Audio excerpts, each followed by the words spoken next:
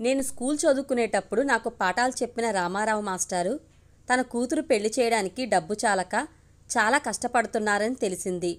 ఆయన దగ్గర చదువు నేర్చుకుని గవర్నమెంట్ ఉద్యోగం సంపాదించి ఇప్పుడు రైల్వేలో క్లర్క్గా పనిచేస్తున్న నేను ఆయనకు సహాయపడలేకపోతున్నానే అన్న బాధ నన్ను వేధిస్తున్నది. చేతిలో ఉన్నది 50,000 రూపాయలు. అవి సరిపోవు. ఏం చేయాలో తెలియక చేతులు నలుపుకుంటూ ఆలోచిస్తున్న నాకు బిల్డింగ్ కాంట్రాక్టర్గా పనులు చేస్తున్న నాతో పాటు చదువుకున్న నా చిన్ననాటి స్నేహితుడు గణేష్ ఇంట్లోకి రావడం కనబడింది. అతనికి ఎదురు వెళ్ళి రారా గణేష్ అంటూ అతన్ని ఆహ్వానించి లోపలకు తీసుకువచ్చి కుర్చీ చూపించి కూర్చో అన్నాను. గణేష్ కుర్చీలో కూర్చున్న తర్వాత ఎన్ని సంవత్సరాలైందిరా నిన్ను చూసి, నువ్వు బిల్డింగ్ కాంట్రాక్టర్గా సొంత పనులు చేస్తున్నావని విన్నాను. సంతోషంగా ఉందిరా. నీ పనులు ఎలా ఉన్నాయి? నువ్వెలా ఉన్నావు అని అడిగాను. బాగున్నానురా. ఒక ముఖ్య విషయం గురించి నీ దగ్గరకు వచ్చాను. చెప్పరా. మన రామారావు మాస్టారు తన కూతురు పెళ్లి చేయడానికి డబ్బు చాలక కష్టపడుతున్నారని విన్నాను. ఇందులో 2 లక్షలు ఉన్నాయి. మాస్టారికి ఈ డబ్బుని నీ డబ్బుగా చెప్పి ఇవ్వరా అంటూ నాకొక కవర్ అందించాడు. ఈ డబ్బు నేనెందుకు ఇవ్వాలి? నీ డబ్బు నువ్వే ఇవ్వు. లేదురా, స్కూల్లో చదువుకునేటప్పుడు నేను సరిగ్గా చదివేవాడిని కాదు. మాస్టర్ నాకు ప్రోగ్రెస్ రిపోర్టు ఇచ్చినప్పుడల్లా చదువుకోకపోతే జీవితంలో ఎదగడం కష్టం అని చెప్పేవారు. 8వ క్లాస్తో చదువు ఆపేశాను. కూలీగా ఒక ఇళ్ల మేస్త్రీ దగ్గర పనికి చేరాను. కొన్నేళ్ల తర్వాత మేస్త్రీ అయ్యాను. 5 ఏళ్ల నుండి నేనే స్వయంగా కాంట్రాక్ట్ తీసుకుని బిల్డింగులు కట్టిస్తున్నాను. ఇప్పుడు నేను ఈ డబ్బులు తీసుకువెళ్ళి ఇస్తే ఆయన చెప్పిన మాట అబద్ధం అవుతుంది. ఆయన చెప్పిన మాటలు అబద్ధం అయినట్లే కదరా.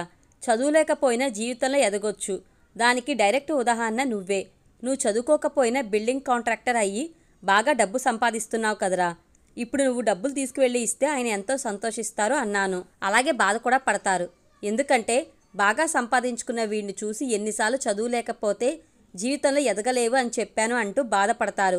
ఆయన బాధపడకూడదు. ఎందుకంటే ఆయన చెప్పిన మాటలు అక్షరాల నిజంరా. ఏమిట్రా నువ్వు చెప్పేది? ఈరోజు నేను బిల్డింగ్ కాంట్రాక్టర్గా ఎదిగి 2 చేతులా సంపాదిస్తున్నాను. కానీ ఈ ఎదుగుదల జీవితంలో నిజమైన ఎదుగుదల కాదురా. ఎప్పుడైనా ఈ ఎదుగుదల నుండి నేను మామూలు స్థితికి రావచ్చు. ఎందుకురా అలా మాట్లాడుతున్నావు? అర్థం కాలేదు కదూ. నీకు అర్థమయ్యేటట్టు చెప్తా విను. మాస్టర్ చెప్పిన మాట విని నేను శ్రద్ధగా చదువుకునుంటే నేను కూడా ఒక ఇంజనీర్ అయ్యుండేవాణ్ణి. ఎవరి మీద ఆధారపడకుండా పైకెదిగేవాణ్ణి. ఇంజనీర్లు లాగా రేట్లు చెప్పి ఎక్కువ సంపాదించుకునేవాణ్ణి. కానీ నేను ఇంజనీర్ల కంటే తక్కువ ఛార్జ్ చేస్తాను కాబట్టే కాంట్రాక్టు నాకు ఇచ్చేవారు. ఒక పక్క ఇంజనీర్ల కంటే సంపాదన తక్కువ. దానికి తోడు వాళ్ళ సహాయం కోసం వాళ్ళ కోసం నా సంపాదనలో కొంత ఇచ్చుకోవటం. చదువుకొనుంటే ఇవన్నీ నాకే మిగిలేవిగా. అర్థం కానట్టు చూశాను. ఇంకా అర్థం కాలేదా?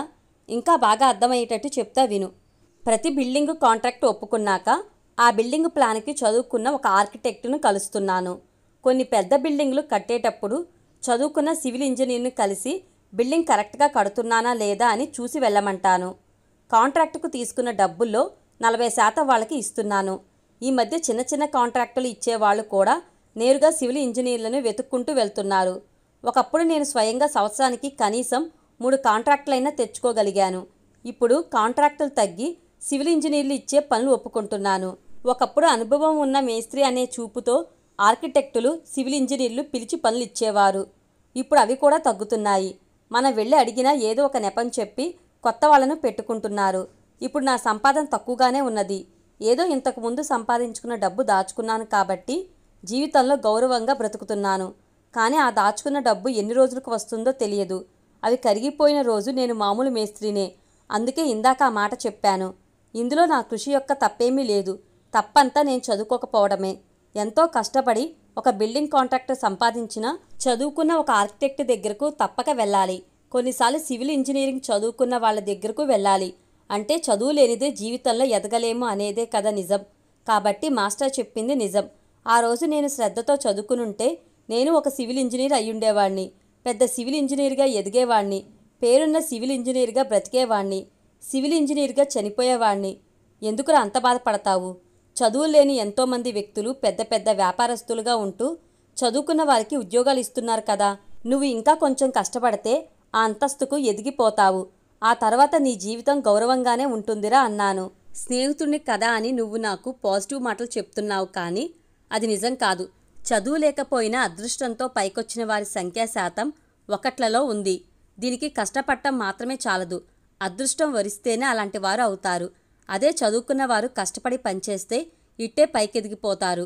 అలాంటి వారిని అదృష్టం ఎప్పుడూ ఒక చూపు చూస్తూనే ఉంటుంది. వాళ్ళని పైకి తీసుకువెళ్తుంది. అదేరా చదువుకు ఉన్న గొప్పతనం.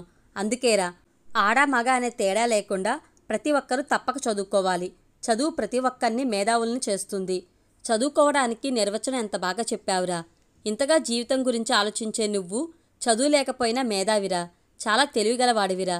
నీ భవిష్యత్తు గురించి ఇంతగా ఆలోచిస్తున్న నువ్వు దాచుకున్న డబ్బులో 2 లక్షలు గురువుకు దానంగా ఇస్తున్న దానికంటే ఆయన మాటను అబద్ధం చేయకూడదని తపన పడుతున్నావే, అదే నువ్వు మాస్టర్కి ఇచ్చే నిజమైన గురుదక్షిణ. ఆయన కూతురు పెళ్లికి నువ్వు చేసే డబ్బు సహాయం కాదురా. ఆయన మాటను నిలబెట్టుకోవాలనుకోవటం నిజమైన గురుదక్షిణరా. నీ గొప్ప మనసుకి తెలివితేటలకు నువ్వు జీవితంలో ఎదుగుతావురా. ఇది ఖచ్చితంగా జరుగుతుందిరా అంటూ గణేష్ ఇచ్చిన డబ్బును తీసుకున్నాను. అప్పుడు గణేష్ ముఖంలో కనబడ్డ ఆనందం, తృప్తి నా కళ్ళల్లో నీళ్లు తెప్పించాయి.